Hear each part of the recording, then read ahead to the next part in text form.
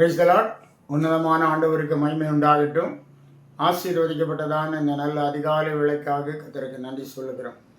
கடந்த இரவெல்லாம் நம்மை கர்த்தர் பாதுகாத்திருக்கிறார். இந்த அதிகாலை வேளையில் அவரை துதிக்க, பாட, தியானிக்க அவர் நமக்கு நல்ல கிருபைகளை தந்திருக்கிறார். கர்த்தர் நம்மை விசேஷமாக ஆசீர்வதிப்பாராக. இந்த வேளையிலும் நாம் தியானிக்கும்படியாக யோவான் சுவிசேஷம் 5ஆம் அதிகாரம் 40வது வசனம். அப்படி இருந்தும் உங்களுக்கு ஜீவன் உண்டாகும்படி என்னிடத்தில் வர உங்களுக்கு மனதில்லை. இது கர்த்தராகிய இயேசு கிறிஸ்து சொன்னதான வார்த்தை. உங்களுக்கு ஆசீர்வாதம் உண்டாகும்படி, உங்களுக்கு ஜீவன் உண்டாகும்படி என்னிடத்தில் வர உங்களுக்கு மனதில்லை என்று இயேசு சொல்கிறார். தேவன் தம்முடைய குமாரனை இந்த உலகத்தில் அனுப்பி யூதர்களுக்கு எவ்வளவு போதித்தார். அவருடைய சொந்த ஜனம். ஆகவே பரலோக ராஜ்யத்தின் ரகசியங்களை பரலோகத்திலிருந்து வந்த இயேசு கிறிஸ்துவின் மூலமாய் பிதாவாகி தேவன் வெளிப்படுத்த சித்தமானார். ஆனாலும் அவர்களுக்கு இயேசுவினிடத்திலே வருவதற்கு மனதில்லை. 39வது வசனத்தில் இயேசு சொல்லுகிறார், வேத வாக்கியங்களை ஆராய்ந்து பாருங்கள், அவைகளால் உங்களுக்கு நித்திய ஜீவன் உண்டென்று எண்ணுகிறீர்களே, என்னை குறித்து சாட்சி கொடுக்கிறவைகளும் அவைகளே என்று சொல்கிறார். வேத வாக்கியங்களால் உங்களுக்கு நித்திய ஜீவன் உண்டென்று நீங்கள் எண்ணுகிறீர்கள், நல்லது.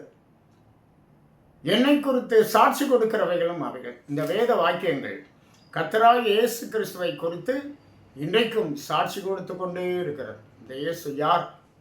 இந்த இயேசு எதற்காக இந்த பூவுலகில் வந்தார்? இந்த இயேசு என்னென்ன காரியங்கள் செய்தார்? இன்னும் இந்த இயேசு என்னென்ன நமக்கு செய்ய போகிறார் என்கிறத வேத வசனம் திட்டமாக சொல்லுகிறார். என்னை குறித்து சாட்சி கொடுக்கிறவைகளும் அவைகளே என்று சொன்னார். ஆனாலும் என்னிடத்தில் வர உங்களுக்கு மனதில்லை. எவ்வளவு பெரிய நன்மைகளும் ஆசீர்வாதங்கள் இம்மையிலும் மறுமையிலும் இந்த தேவனாகிய கர்த்தர் நமக்காக வைத்திருக்கிறார். நானே வழியும் சத்தியமும் ஜீவனுமாயிருக்கிறேன் என்று இயேசு சொன்னார். இந்த இயேசு கிறிஸ்துவினிடத்தில் வருவதற்கு இன்றைக்கும் மனுஷன் மனமற்றவனாக காணப்படுகிறான். இதை ஏசாயாவை கொண்டு ஆண்டவர் பேசியிருக்கிறார். முதல் அதிகாரத்தில் 2ஆம் வசனம் 3ஆம் வசனம் வாசித்து பார்க்கும்போது பாருங்க, வானங்களே கேளுங்கள், பூமியே செவிகொடு, கர்த்தர் பேசுகிறார்.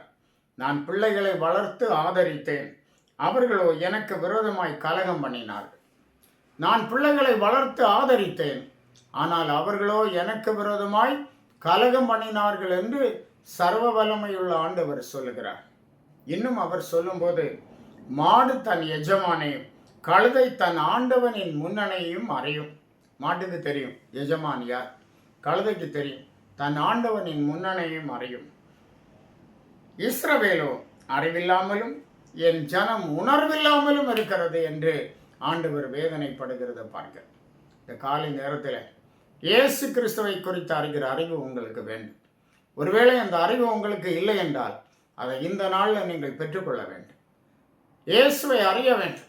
என் ஜனத்துக்கு அறிவே இல்லை என்று ஆண்டவர் வேதனைப்படுகிறார். என் ஜனம் உணர்வில்லாமல் இருக்கிறது.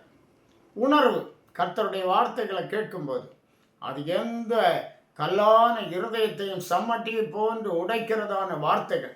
அதில் ஜீவன் இருக்கிறது. அந்த வார்த்தைகளை நாம் கேட்கும்போது பாருங்கள், நம்முடைய இருதயத்தில் ஒரு உணர்வு உண்டாக வேண்டும்.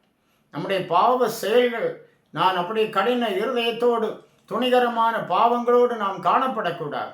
கர்த்தருடைய வார்த்தைக்கு முன்பாக நாம் நடுங்குகிறவர்களாக இருக்க வேண்டும். அப்படி இருந்தால் நமக்குடைய இருதயம் உணர்வுள்ளதாக இருக்கிறது என்று அர்த்தம் என்று பார்க்கிறோம். ஆகவே கர்த்தராகிய இயேசு சொன்னார், பாருங்க, அப்படி இருந்தும் உங்களுக்கு ஜீவன் உண்டாகும்படிக்கு என்னிடத்தில் வர உங்களுக்கு மனது. இந்த காலை நேரத்தில் யார் யார் இந்த வார்த்தைகளை கேட்கிறீர்களோ இயேசுவுக்கு உங்களை ஒப்பு கொடுங்க. நீங்கள் இயேசுவினிடத்தில் வந்தால் உங்களுக்கு ஜீவன் உண்டாகும். உங்களுக்கு நித்திய ஜீவன் கிடைக்கும். உங்களுக்கு ஆசீர்வாதங்கள் உண்டாகும். உங்கள் சோர்வான அனுபவங்கள், அவிசுவாசமான அனுபவங்கள் எல்லாம் நீங்கி போகும்.